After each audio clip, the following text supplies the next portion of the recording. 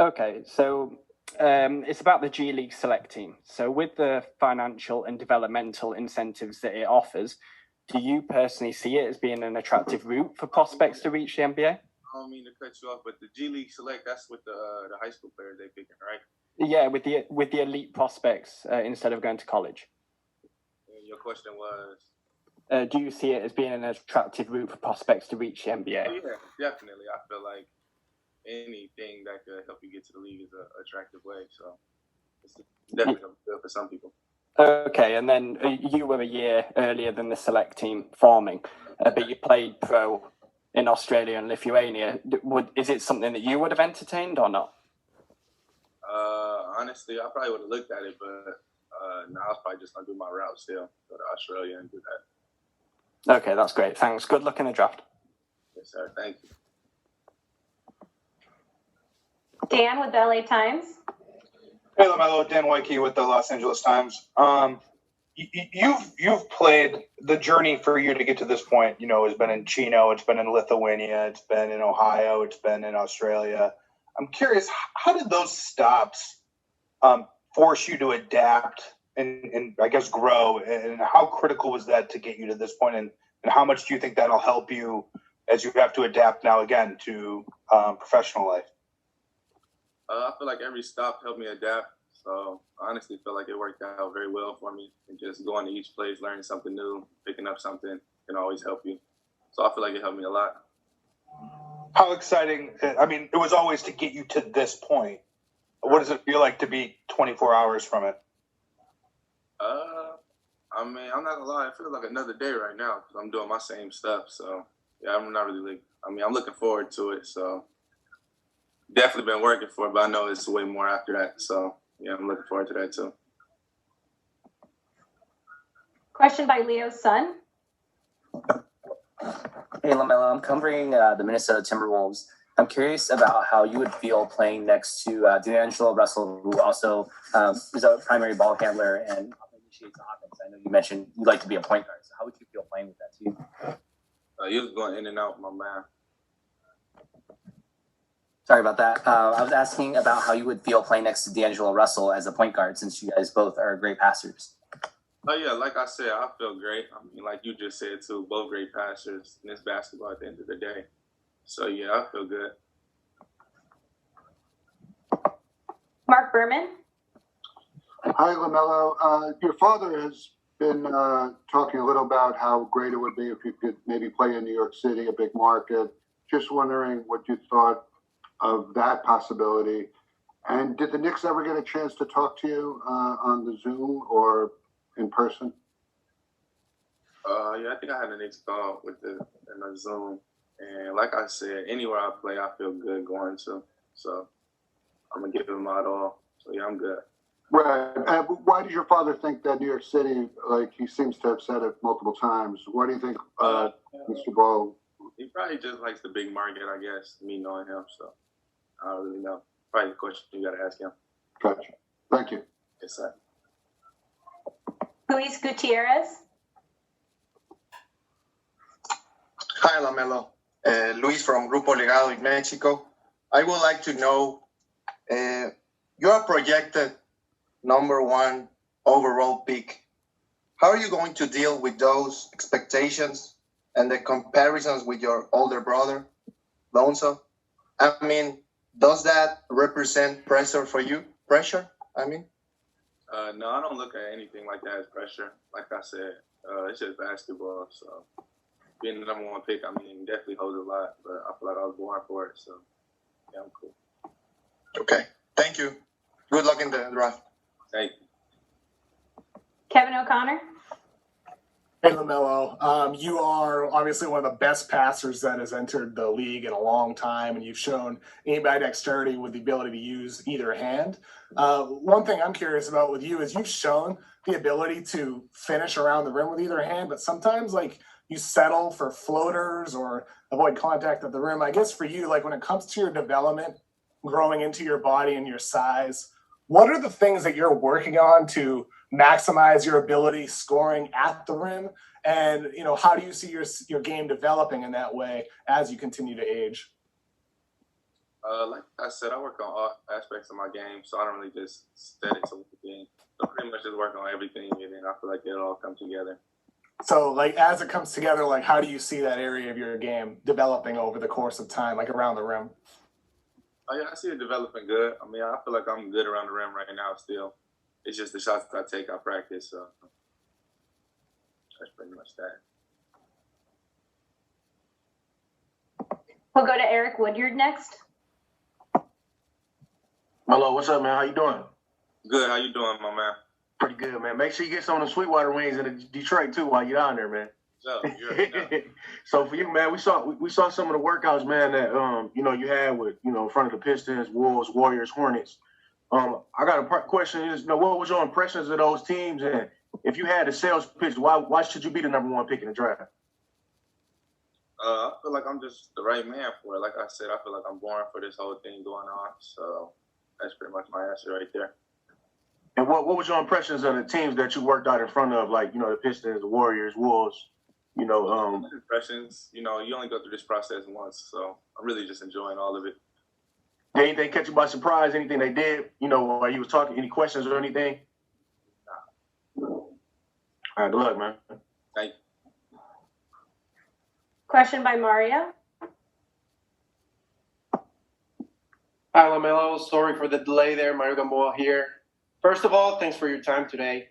You've played with your brother Lonzo since you were kids. How would you see the possibility of sharing teams with him in the NBA, and how do you think the fit would be? You said at the end, how do I think the fit would be? Yeah.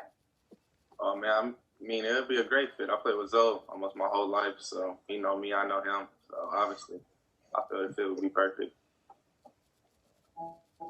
Thanks. Yes, sir. Jonathan Kiernan. Right, LaMelo, thank you so much for your time. Having played overseas professionally already, do you feel you have an advantage over most players in this draft? And if so, what advantage do you believe you have? Pretty much just like a whole new asset of the game. I feel like when you go overseas, it's a whole new different style of play, something that you can just add to your arsenal. So I feel like it helped me in that aspect. Best luck in the draft. Thank you. Felipe Romo. Hi, LaMelo. How are you? Felipe Romo from Mexico. With all the comparisons and all the pressure that is being put in the #1 pick and all this stuff, what do you think is going to be your role next season? Pretty much whatever I get there and the coach asks me to do, I'm going to do. So, yeah. Good luck, man, tomorrow in the draft. Thank you. We'll go to Ian Begley next. Well, no, thanks for doing this. I think I read that you had a meeting with the Bulls. Did you also happen to work out in person for them? No. So are we right in saying that the Warriors, Timberwolves, Pistons, and Hornets are the only teams that you worked out in person for? Yeah, I think it's them teams you said. Appreciate it. Thanks and good luck. Yes, sir. Thank you. Josh Coyne. Hi, Melo. There's a significant amount of prospects in this draft who have, major experience from their parents. Maybe they've been in the league or maybe they've played abroad professionally.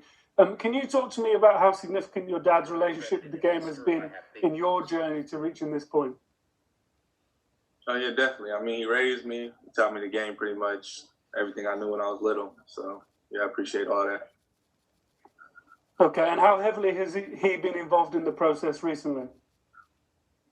It's my pops, so y'all going to be involved. But pretty much just been me and JJ pretty much in the team, just getting to it. Thanks and good luck tomorrow, LaMelo. Question by Chris Tulp. Hey, LaMelo, thanks for taking the time to do this. I'm just curious what kind of feedback specifically you've gotten from teams about your game and what areas you might need to improve on. Not too much feedback, and just like I said, pretty much improve on all aspects of the game. I appreciate it, man. Good luck tomorrow. Question by Tom Hall. Hi, Melo. I'm just wondering what current NBA players you might compare your game to, and how does your game differ from your brother Lonzo's? I don't really compare my game to anybody but myself, and then the way it differs from my brother, to be honest, I don't know too much. Yeah, not too much on though.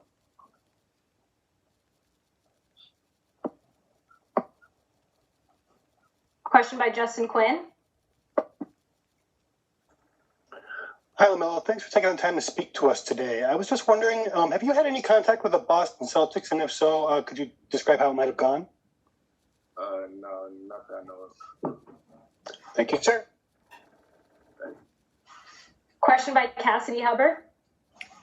Hi, LaMelo. Thanks for taking the time. You said that, today kind of feels like any other day. So days in 2020 are different. So how would you describe what your typical day is right now preparing to get ready for the season? Honestly, a typical day would probably just be waking up, going to work out, shoot. After that, get some breakfast in me. Come back, stretch up and stuff. Go to the gym right after that. Get back to it. Then around 6 o'clock, back in the gym. I also got band workouts and stuff, stretching and all that. Preparing the body. And then, later night, probably get something to eat, watch a movie, and then restart the day. And one more thing, what would you say is the biggest thing you've learned from watching your brother Lonzo in the league, and how you're going to apply that to your experience? Pretty much just catch a rhythm. Thank you. Thank you. Right, we've got time for a couple more. Omari, question for you. Hey, LaMelo, this is Omari with the Detroit Free Press. Of course, you've been working out in Detroit since March, and the Pistons have expressed interest in talking to you. They were in your workout last week. How would you describe your conversations with the Pistons through this entire process? I feel like all the conversations with all teams are good. So, just pretty much I'll say good. Thanks. Thanks. Question by Tom Hall. Sorry, I've already asked my question. Perfect. All right, we'll go to Florenzo Henry for our final question. Yes. Hi, LaMelo. Nice to talk to you. My question is about your experience in Australia. You played in NBL this year as RJ Hampton. Have you been in contact with him? And do you think it was a daring gamble to join a four-way professional league instead of college basketball? Wait, what did you say before that? My bad. Sorry? You could just repeat your question. I couldn't hear. Yes. This year you played with in NBL in Australia with. Yes. Do you have any relation with RJ Hampton? RJ Hampton. Okay. So Yes. that's my boy. Good guy, man. Good guy. Yeah. Okay. And do you think it was a daring gamble for you to join a professional league in Australia instead of playing in basketball, in college basketball? You can say it was a gamble, but for me, I already figured out what was going to happen to me going there and what I was getting myself into. So it really wasn't a gamble for me. But just looking inside out, not knowing, you'll probably think it's a gamble. Okay. Thank you. All right. Thank you, everybody. We'll ask you to exit the room now. LaMelo is finished with his availability.